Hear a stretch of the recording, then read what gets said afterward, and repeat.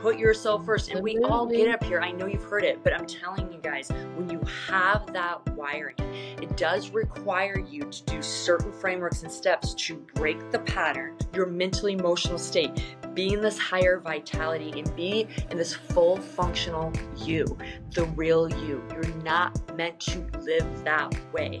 And when you acknowledge that and step in and reach out to us, like during this interview, this is what we're here for. You can get the life you want and feel good doing it. I don't care if it's in wellness. I don't care if it's in your business. I don't care if it's in relationships or money. You will start accelerating and sustaining some of that success. And guess what? Most importantly, everyone, feel good doing it.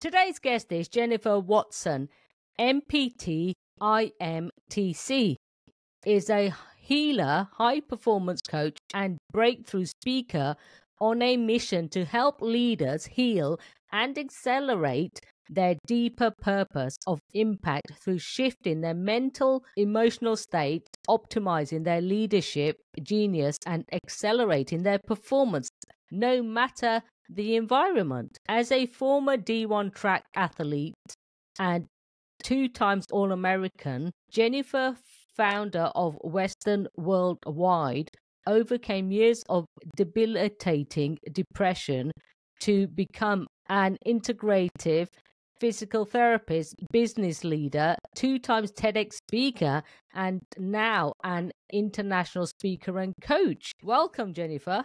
Thank you so much for having me, Anita. I'm really excited to just pour into your community, and I'm ready to rock and roll, my friend. Well, thank you very much. Looking forward to hearing all about you. What is one of the most courageous things that you have done? You know, it's so interesting, and you probably draw on these type of people, Anita, but I truly believe the reason why I've had a lot of different successes in my life, not only just personal but professional, is because I've done consistently courageous things, even through fear, even through leaning into fear. And I know many of your listeners could possibly resonate with that. If I had to pick one, probably one of my most courageous steps I ever made was more of a personal courageous step. As you mentioned in my bio, I actually struggled behind the scenes, even with my highest level of success, really debilitating depression and anxiety, even when I was being really, quote, successful on the outside world. So probably one of the most courageous steps I ever took was reaching out to someone I trusted, in particular a family member, about my struggle with depression. And that was where I just felt shaky, believe it or not, you guys. I mean, I could get on a stage and not be as nervous, but for someone to know that inner part of what I was struggling with was a big deal. But for me, it was the most courageous step I ever made because it began my journey toward actually healing my brain, one of my greatest successes, and now part of what I teach so many leaders that I support, whether I'm on stage, coaching, connecting with other people, is really how to optimize mental, emotional, and physical vitality and health, and how to step in fully as you, and that it's okay if you struggle with that. And that it's no different than other aspects of wellness you may struggle with. It just takes different tools. And my journey toward finding those tools and developing those tools is now how I get to help people. So isn't that interesting? One of my most courageous steps has led me, honestly, to just connecting with you right now. So I'm really honored to say that's probably one of my most greatest and courageous steps I ever took in my life. That's absolutely fantastic. Next question, because what took you on your journey of a high performance coach? Yes, So as many of you just heard from my bio, which is so Yeah. funny when people, introduce you in your bio, it does give you a chance as the person being interviewed to see this like conveyor belt of your life. Like, wow, like the things I've been through, and all of us have our stories and whatnot. And I was a high level athlete. So I really got into being high performance in all areas of my life. I just love that. I love to master my craft. So I started as an athlete. Then I became a healer, a physical therapist, where I got to help others master their body and optimize their health. Because we all know when you have your mind, body, soul, health, you show up more powerfully, not just as an overall person in your health, but everything in your life. And so when I moved from a brick and mortar PT practice into what I do now as a performance coach, I get to marry my two loves. And my Mm. two loves are the aspects of wellness and how that influences how you perform, not only in your business, but your life, but also aspects of leadership, leadership in your business, but leadership of self in wellness and in life. And I find those two aspects that I have grown in, that I have now wisdom in, that I give to other people, affects your performance. And if all of us can understand that and also then create a good relationship, what I call a healthy relationship to performance, that's not about worth, it's not about being perfect at all the time, but actually just this journey of mastering your craft. I'm all in, and I do really believe that aspects of wellness and aspects of leadership in the new era we live in are really necessary and vital, because we both know, Anita, we are in a more fast-paced world. We have a lot of stuff going on out there, and Mm. as leaders, whatever we're leading, we need to create a sustainable performance so we can impact the world in a powerful way, no matter the environment, no matter what's thrown at us daily. So moving from being an athlete to a healer as a business owner, and now as a consultant speaker and just performance coach for really high level people that want to do a lot of great things, it was a natural progression for me. So if I can help someone do that, more power to you, because I believe you can become unstoppable when you learn to use your giftings and your craft and put it into a canvas that you're creating for the world and really become master of it. That to me is the definition of performance, and one that I want to help people with. I couldn't agree more. Absolutely. And it is so vital in this fast paced world. We do think about our health. And I think a lot of people think sometimes, still to this day, if you're looking after yourself, self care can be selfish, but it's not. It's self care. You have to be, you have to make yourself a priority. Yeah. And the really interesting thing is, because I work with a lot of high performers, Hmm. leaders, business leaders, executives, even past prior high level client or athletes. And what I will say this with performance, there's a lot of different kind of, I'll call it not healthy relationships that a lot of performers have with performance, Hmm. which we can get into. But one of the things that I will say, I am just a physical therapist practitioner by trade. So I'm always going to use the science behind your brain body and why we stay into bad patterns of performance. And one of them is what you just said. A lot of high performers really have learned a pattern, an ingraining Hmm. pattern in their body and their brain, that it is that we should drain ourselves, put everyone first, work 20 hours a day and just push, grit, effort all the time. And what's happening is we're tanking physically, emotionally, spiritually, and ultimately it does make us self implode often in our performance in other areas of our life. And what I'll say is this, you guys, a lot of you get that. You're like, yeah, I get that, Jennifer. But the problem is, because you've been wired your brain and body into burning yourself to the ground, so to speak, or burning the candle at both ends, your brain and body, everybody get this, really thinks it's the safe thing to do. And it doesn't mean Hmm. it's right, but the safe thing to do, because it's all it knows. So for many of my high performers, I start transitioning into a healthier, optimal, what I call flow state performance. We have to first break some patterns. And the first one is that it's okay to work 4 hour day. It's okay to go for a run or go out to a really luscious, nutritious meal with a friend. And by the way, at first, everyone, and I'm sure any of you out there probably may be raising your hand, it's going to feel unsafe at first. You're going to feel antsy. You're like, I feel like I should be doing something. And you guys, that's just your brain and body just trying to protect you. Hmm. There's tools and frameworks to help break that pattern so you can actually train the body. Yes, not just the brain, but the body to actually go into a more aligned pattern that's a healthy form of performance. But there are many kind of distorted behaviors and unhealthy behaviors we have with performance, but that is one of them, is what you just said, that I can put myself first. I can put wellness first. It affects everything.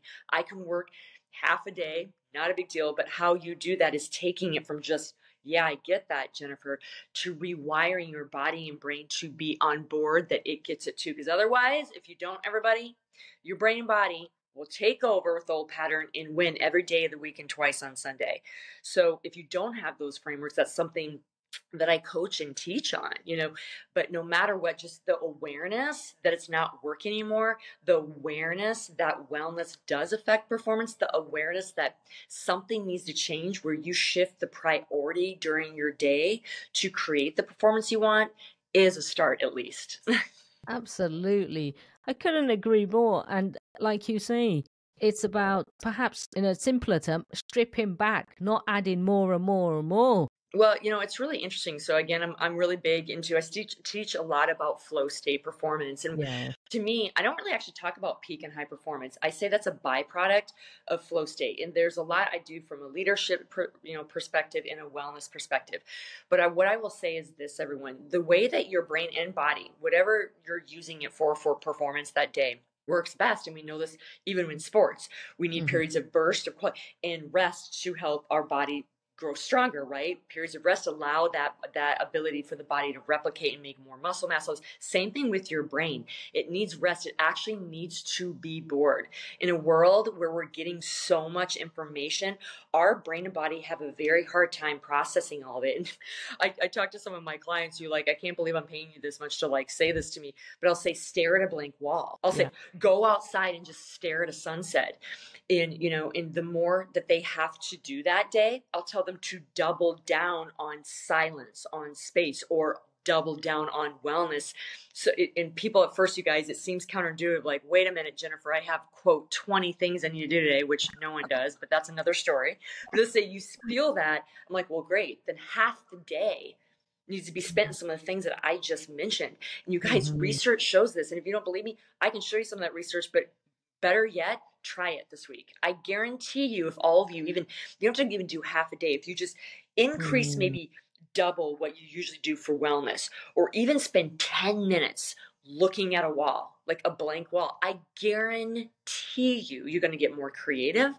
You're going to get more productive. You're going to be able to put out those emails, pummel them left and right, and you're going to have vitality doing it. So at the end of the day, whether we're talking about optimizing our physical health for sports, whether we're Hmm. talking about optimizing our brain to work for us during the day to get stuff done that we want to get done, it needs to be bored. It needs to have space to process. And when you start believing that, you need frameworks to kind of get out of that fear.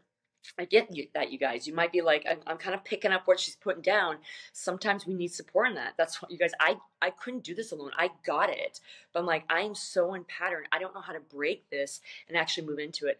I've had more success as an entrepreneur, as a leader, the more I've started resting in my Hmm. day, the more I've started connecting to myself in all aspects of mind, body, soul wellness, the more I've just filled my cup, you guys. And we all hear it. We all do. Like, put yourself first. And we all get Absolutely. up here. I know you've heard it, but I'm telling you guys, when you have that wiring, it does require you to do certain frameworks and steps to break the pattern, get the brain and body to be on board with this, and then start new patterns.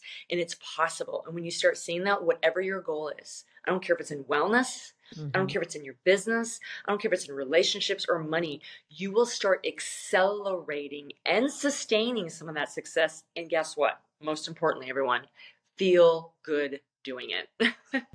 Couldn't agree more again. Absolutely. You are a former D1 track athlete and two-time All-American. Tell me more about that. Yeah, it's really interesting. So, like I said, I've always been a high performer a lot of my life, and it Hmm. started, I was a good student, but I really went high level in sports, and I was able to get a full ride. Obviously, it was like my meal ticket to college and academia and what I'm even doing now. But it's really interesting, everyone. I got so much from being an athlete, from aspects of learning about my mind and body and soul and overall health, to aspects of falling down and not getting it right in performance every single time I was on the track and getting back up, the mindset behind that, along with the training, along with leadership, right? I was captain of the team, along with balancing student life with work life. So I learned so much at a young age about life and how to take that forward in my business and the way I lead now. But I will say this, what's really unique about athletes, there is a very unique part of performance when you come from an athletic background. And we can Mm-hmm. kind of delve into that, the psychology behind that. And there's a lot of great benefits. Many athletes, and I will say certain aspects of my mental edge, I was a mental giant in. I was able to perform well, but yet I was struggling with depression, the dichotomy with that. So I will say there's a lot of great aspects, values, core values, and mental edge mastery that I got from being an athlete, but there's also a lot of dysfunctional relationships I got and behaviors I got from being an athlete. And Mm-hmm. I will say the positive things I got in performance of being that high level athlete. I learned how to create mental edge when things didn't always work out, just like in business and life, you guys, and be able to step in again and again and again, refine my craft. So I did create mental edge mastery from that point. I learned how to balance out work and rest because I learned to do it from my physical prowess and learned to also transfer that into my mental prowess. I got to learn how to create performance with people and a team around me, leading Mm-hmm. teams to create something epic, even that I do now. I got to really balance out both work and play because of what I did as an athlete. I got to travel and learn to communicate in different countries, like all the stuff that comes with being a high performing athlete. I got to master a craft where people got to see me display my art. Like that was so deeply fulfilling for me. Those traits I have taken in, the commitment, the working hard, the perseverance, to the raising up when I was struggling with performing at times, the leadership, all that. But the dysfunctional part that I took into my depression that literally led me to self implode a little bit is that I felt my worth was connected to how well I did. And that's where it led to some of the mental edges that I didn't have, and where depression started taking over, and where I started getting into fight or flight, that if I don't do this perfectly, people won't like me, people will disown me, people will be disappointed in me, I won't get the accolades. I started getting addicted to performance for performance sake, not for growth and mastery sake, not for my own sake, but for everyone else's sake. And that's something I see. And you guys, that's tried to with a lot of high performers, but I definitely see in athletes, because when you learn at a young age that you're good and you get accolades for it, you start connecting your worth, your significance to that performance. And I've seen that among a lot of athletes, and it creates this people pleasing, high perfectionism that you never can attain, that can lead to some of the things that I even moved into. We've seen it, Anita. I mean, we have a bunch of prior athletes like Michael Phelps coming out with books about how severely depressed they were when they were at their peak of their performance. You're like, how is this person depressed? He's like a mental giant. He won like 20 gold medals. You guys, that is the part that I will say that is dysfunctional with a lot of athletes. And I believe that if you create for the athlete at a young age, and I believe that involves parents, team, coaches, the athlete themselves taking an ownership of creating a healthy Absolutely. performance at a young Yeah. age. I actually believe athletes can be even more accelerated and actually take that into a powerful way into other areas of life beyond sports once they're done. So that's a long answer, but being an athlete gave me so many things from a wellness, leadership, and performance state that was good. But the parts that weren't is what I really believe people, especially athletes, we need to rewire and break as far as our relationship to performance. Because when you Mm-hmm. shift that, honey girl, and any guy out there, you not only accelerate your performance, but you have fun doing it again. And it's not for someone else. It's actually for the joy of what I said at the beginning, the mastery of your craft. And that's something I get a joy out of working with leaders now and entrepreneurs and executives, is mastering your craft in the thing that you want to perform well and give to the world, and do it in a healthy, vital space, and learning to shift your mental emotional state, which is something I work on with a lot of leaders beyond athletes now, to help you be able to move through the weeds through the day and still continue to do that, is a love of mine. But that's where I got probably most of my early start in performance, Mm-hmm. good, the bad. And it's just owning all of that and moving into a space of the wins and the lessons learned and giving that back to the community so they can learn before I did. Absolutely. I love all of it. And just tell me, you overcame years of debilitating depression. What was the turning point for that? Yeah, and I think, there's something about either like the kitchen floor or the bathroom floor that a lot of us have this come to Jesus moment, right? This like fork in the road that you realize things are starting to Mm-hmm. tank. I will say a lot of us probably have a few of those moments. I believe that after some of those moments, you start learning more quickly, right? That's the whole point of Yes, growth. Or you get a mentor or a coach to absolutely. help you move through it and stuff like this. So if someone's on the call, they're like, ooh, I feel myself down that road, that you can get people to make it sooner than you did. Yes. I had a handful of kind of come to Jesus moments, but I will say the moment that I was probably tanking the most is actually when I went from my undergraduate track and field into my graduate program in physical Mm. therapy, and I could feel myself just going further and further, and I kept trying to do what I used to do, which everyone listen to this, because it worked for a while. Even though I wasn't feeling very good in undergrad, I was actually being successful. So like it was counterbalancing things a little bit. But in PT school, it wasn't that I wasn't necessarily doing well in PT school, but I felt myself retracting from people. I was disconnecting my relationships. My money was really struggling. I was really not able to be fully present in many areas of academia, where I had to really fight and double down hard on it. I was getting sick. I wasn't feeling well. I was getting sick a lot in PT school. And so all this was starting to crash down. My intimate relationships were being hurt. And there came a point where I'm like, I can't keep doing this way. For one, it's not working as well anymore. One, and all of you, I know you can relate, because a lot of you are like, I've been successful and did it the old way. Yes. How many of you started to break down? Well, I will say I started to break down in all aspects of my life. So I really realized, one, it wasn't working anymore. And number two, I'm like, I truly believe at my organic level that we as humans are not supposed to live like that, that you can be successful and not be miserable. And I had this moment probably between my second and third year in PT school, where I was like, something's got to give. And I mean, you guys, where I tanked, where I didn't want to be here anymore. I was checking out. I never did an initiation of the actual act of it, but I was marking a date, like this would be a good time to check out. You guys, that's a seriously messed up brain. And I realized at that moment, I'm like, either I step out and reach out to someone and get support, Mm. or this is going a bad direction. And remember, I came from an era, everybody, where, you know, this was still a taboo topic. I think sometimes Yes. it still is for people. It's gotten so much better. There's so many tools out there. There were limited tools. We didn't even have a sports psychologist in undergrad, which is interesting. They all have them now. So there's so many more tools out there, but I had to be the courageous one, circling back on what we talked about at the beginning of this interview, and step in and reach out. And I remember literally having my family Hmm. around a table who thought I was like doing so well, and courageously saying, you guys, I'm not doing well. Like, I'm to the point that I'm having just suicidal thoughts. And this is not obviously healthy aligned. And they No. were shocked. A lot of them were, some of them kind of thought something was going on, but a lot of them were shocked. And you guys, this is the thing too, when you come out, it doesn't mean everybody's going to understand or know how to support you. Yes. Okay, they aren't all going to understand. They're not going to support you, partially because maybe they've never had struggles with that, or Hmm. they're so shocked, they're like, they don't know how to react, like what you need. And sometimes what I did Mm. at first, because my family was kind of like that, they didn't know what to do, so I felt them kind of distance themselves. And it wasn't because they didn't love me, it's because they didn't know how to respond. They're like, what do we do with Jennifer?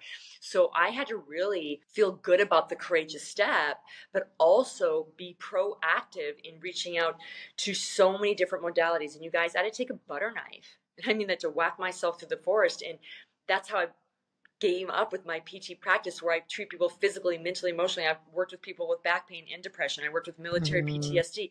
And what I found is all the equations to find a way to cure my brain. That was from counseling, cognitive remapping, body work, energy work, nutrition changes, detoxes, movement, new community, like, brain rewiring, EMDR, tapping, EFT tapping. Like, you guys, I'm kind of pummeling a lot. You're like, oh my gosh, what is all this stuff? What I want you to know is this: there's frameworks out there, there's different things for everyone. But the courageous come to Jesus moment was when I was willing to step in, at least tell someone. It doesn't mean they're necessarily going to respond in the way you want to, but doing that opens you out of the closet of darkness, you guys, and allows you to start making small steps forward. There's so much more accessibility to tools. Mhm. It's more common now for people to see this, and it's less taboo. So we're in a better space than we ever were 20 years ago when I Mm. had this issue. But I will say, it still takes a courageous step. So if you're willing to do that, reach out to me, reach out to people you trust that can give you the tools to start down the road. And you guys, I'm not here to tell you, don't be ashamed that maybe areas of your life are going well and you're successful. You're like, why am I feeling depression? I felt it. I hear you, my friend. Absolutely. Depression feeds in different people in different ways. I wasn't closing the Mhm. windows and the shades and curled up in a ball. I was a functional depressant. Some people Mhm. aren't, but it doesn't matter where you're coming from, how quote big or small it is. What I will say is admitting and acknowledging it. That's hard. And stepping out with one person, even if it's me, for safety to share. And then from there, you get to now research. You get to connect with people like me to start that process so you can live Mhm. the life you desire. And by the way, I work with a lot of amazing, high performing leaders that have done amazing things that have struggled in what I'm talking about. Yeah. So if that's what you need to hear today, fine. But don't be afraid to step out, because we can get you to that next level and move and heal your brain, help you to learn how to Mhm. shift your mental emotional state, be in this higher vitality, and be in this full functional you, the real you. You're not meant to live that way. And when you acknowledge that and step in and reach out to us, like during this interview, this is what we're here for. You can get the life you want and feel good doing it. Absolutely. Thank you. Thank you for all those tips. And it's coming from an honest place as well. People Yeah, do get ashamed. They don't want to share. They yeah, shouldn't be feeling like this.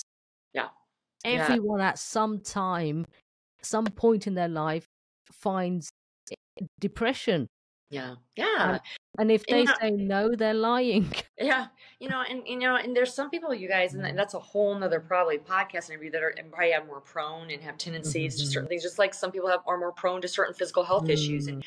by the way, everyone, I want to just be honest with you. I've been asked on interviews, do I still have depression? I'm like, yes. Mm. You guys, it's something that I'm a little bit more prone to for a variety of reasons, and I have to double down. Around the holidays, I have to double down. When I'm really feeling exhausted, I have to take naps, because that feeds into it too. So I've learned tools, and everyone has different tools depending on Mhm. what your needs are. But it's not about like breaking free and never having depression again. What it is acknowledging what your pain is, getting the right community support, and having tools to move through it. That's like saying I'm never going to be stressed or have anxiety again. That's like saying I'm never going to be sad again. You guys, some people are going to have more of that melancholy or depressive type of personality, and that's not bad. Yeah. Also, part of those same correlation studies have shown people that have some of those depression tendencies also are more empathic and intuitive, and can actually Mhm. be really helpful in healing Absolutely. support for people, and patient and emotionally intelligent. So you guys, there's benefits of it too. It's learning to corral that in and master and understand and be aware when it's happening. Do I still have periods of depression? Of course I do, but I've learned tools in a community to help me shift my state.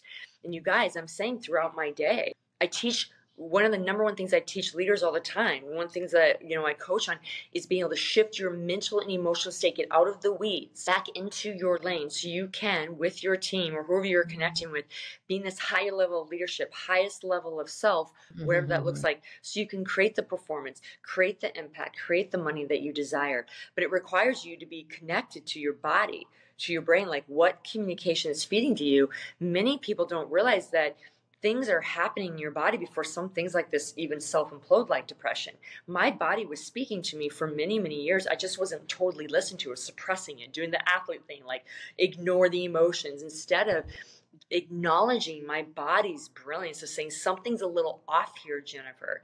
And that doesn't mean I wasn't being high performing, but if I would have learned sooner how to really enhance that and move that through and create health and shift my state in a powerful way, maybe I wouldn't have ended up where I was at. But I'm so glad I did, because now I get to be on podcasts like this to show to people Mhm. how to shift your mental emotional state powerfully, how to then express your unique self, your frequency, and get Mhm. into the mastery of your craft that you are meant to give to the world in your this particular time, in this particular day and age, with the gifting you have. My big mission, it's a big mission, Anita, is to impact 1 million mission driven 1% leaders that want to create impact for the world. That is my goal in the next 5 years. It started last year. Because if I can help you heal things, mind, body, soul, and help you learn to, with day in, day out things that come at you, because we all have them, shift back into an emotional state that works for you and not against you. And allows you to express your unique leadership, your unique you, and move your impact more powerfully, game over. that is my mission. And I hope you guys, reach out and get Absolutely. the frameworks Yeah, you need to make that happen. that's brilliant. Tell me more about your upcoming projects and your TEDx. Yeah. Yeah, no, absolutely. Thank you so much for asking. So, yes, everyone, I am a speaker. I'm one of those weird ones that loves to speak. I speak across the country internationally, and I did just get done with my second TEDx that will be coming out hopefully sometime this month. It's July right now. I did it in April, but it should be coming out this month, and it's on the chemistry of resilience. I'm a practitioner by trade, and I teach you how to, in a really powerful way, basic way, to increase the capacity and capability of resilience so you can actually feel good and accelerate your success during hard times. And I teach you kind of how to optimize the body and brain brilliance. So I'm really excited for that. You guys be on the lookout. It's going to be amazing. If it resonates with you, share away. As far as my next projects, as I go into fall, I speak across the country in workshops, retreats, and events. If there's anyone that feels aligned with my work, don't hesitate to reach out. I love to support small to large events and retreats. And I have an ongoing open enrollment for my leadership. I call basically high frequency leader program. And I have one-on-one and group program. And the group program is profound, where we talk about some of the stuff we're talking about, where I help you guys learn to consistently rewire behavior and shift your mental emotional state, no matter the environment. I teach you how to express your unique leadership and your impact with your gifting and how that influences your team, and how to stay in that flow state of performance where you feel vital doing it. It accelerates your impact and profit in powerful ways. So those are kind of my projects, my coaching, my speaking, my TEDx coming out. But reach out if you guys have any questions on that, because I'm here to support you and really help you get to that next level of you. Brilliant. Absolutely brilliant. And thank you for that. What resources do you recommend, tools, daily steps to anyone that wants to start shifting their Yeah. mental, emotional Yeah. state? That is a layered question, because everybody's mental emotional state is affected by different things. You guys, there's a lot of tools on YouTube. There's even free PDFs, that I give out. I have things on YouTube about how to optimize your mental emotional state and physical state. I'm going to say this, you guys, and I mean this, like, reach out to me. I want to learn a little bit more specifically about you, because at the end of the day, just reading a random book, downloading your YouTube may not be specific enough for you, depending on where your mental emotional state struggle is coming from. So even if reaching out to me after this episode would be really, really beautiful, because I'm here to support you, and I can give you sometimes even free PDFs or basic tools. But I will say this, everyone, which 3 different things I will say that actually help a lot. 3 things, and just kind of go with it from that. And then the second thing I'll probably leave you with, that I think is probably the most profound thing I can give you today, is I call it the 3 S's. So the 3 S's are sweat, sunlight, and silence. Okay. Sweat detoxes a lot of things emotionally and physically from your body. Doing movement every day. And I'm not saying you have to be a high level athlete, just sweating and moving every day. Sunlight helps regulate things and optimize so many physical things in your body, but it also regulates hormones and neurotransmitters, helps optimize vitamin D in the body, that is also involved in mood stabilizers. And that's something we can get into even later as well in another podcast. And then the third is silence. What did I say about staring at a wall? We get so much information out there. We've heard, like, we got to get away from our phone and TV and all this stuff. When you're in silence, you start getting creative ideas, not just for your life, for ways to help you in health, depression, like things you can do. Like, it'll come to you. It'll be like, do this now, Jane. Do this now, Joe, like whatever. So when you spend periods of your day, and it doesn't have to be a lot, of sweating a little bit, of being in the sun a little bit, and also just being in silence, even if it's just 10 minutes, you will find, if you do that consistently, things will start shifting for you mentally, emotionally. And the final thing I will say is, this is something I teach in my program. This is where a lot of people need support on. You guys, if you really struggle with this, I need mentorship and coaching.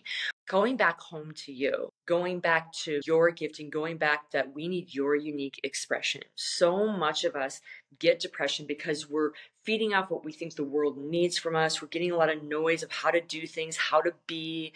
And you guys, again, that sounds easy, but when we're patterned that way, going back to who we are, some people don't even know what that is anymore because it's been so clouded. And it's something I clear the clutter for people on, is shifting your state, but delayer some of that so we can get really clear of who you are, your giftings, and what you want to give to the world as a leader, and lead self and integrity in that. So the 3 S's combined with really coming back home to you, which again, there's frameworks that I use to help people through that, are really things that will kind of give you a little bit of traction. Maybe not a lot at first, reverse, but give you a little bit of movement forward. And that's a beautiful thing. Any kind of tool that can help you align you into a healthier state, I'm all about. That's absolutely wonderful. And thank you for sharing that, Jennifer. So, where can the listeners find you online? What's your website? Yeah. So my website is jenniferwatsonleadership.com. You can learn more about my speaking, my coaching, see some videos on there of me. I'm also on YouTube quite a bit. You can see some tips there for free. But where I'm the most active as far as social media is on Instagram and LinkedIn. Instagram, I'm the Jennifer Watson. And LinkedIn, I'm Jennifer Watson, and I answer my own DMs, whether it be questions about this podcast, whether it be you're interested in just kind of having a conversation with me, you guys, about potentially getting support. There's no pressure on that, but I love to learn about your journey. If there's avenues for me to support, I'm all in. And of course, being out there to hear my TEDx, there's gonna be some really powerful things coming to you there. But those are the best ways to reach out to me for additional support. Thank you. Thank you for sharing your insightful wisdom and knowledge with us today. And by doing so, you have helped so many others and made a difference. I really want to acknowledge you for that, Jennifer Watson. Thank you so much for having me, Anita. It's been a true joy. We are all about create the courage to be fearless here. So, what is your definition of courage? What is my definition of courage? Taking a step every day to be yourself. We shut our mouth down because we're afraid if we say something's going to offend someone. We're not who we fully are because we don't think our gifts are good enough to serve in that capacity in the boardroom. We have a lot of imposter syndrome that we're not good enough, or we don't know enough, or we're not that great of people, and we don't connect with the world. You guys, that's where we need to connect to get our gifts out there. So I'm going to say, you guys, definition of courage to me is you, even if it's small, one step every day, doing something that's fully you, no matter what the outcome is, how people respond, if they reject you, no matter if you get the gig, no matter if you get the money, no matter if you get the job, it doesn't matter. No matter if you get the friend, the lover, it doesn't matter. Be yourself every day. Take a step in that every day. And that, my friend, will be the most courageous thing you will ever do in your entire life.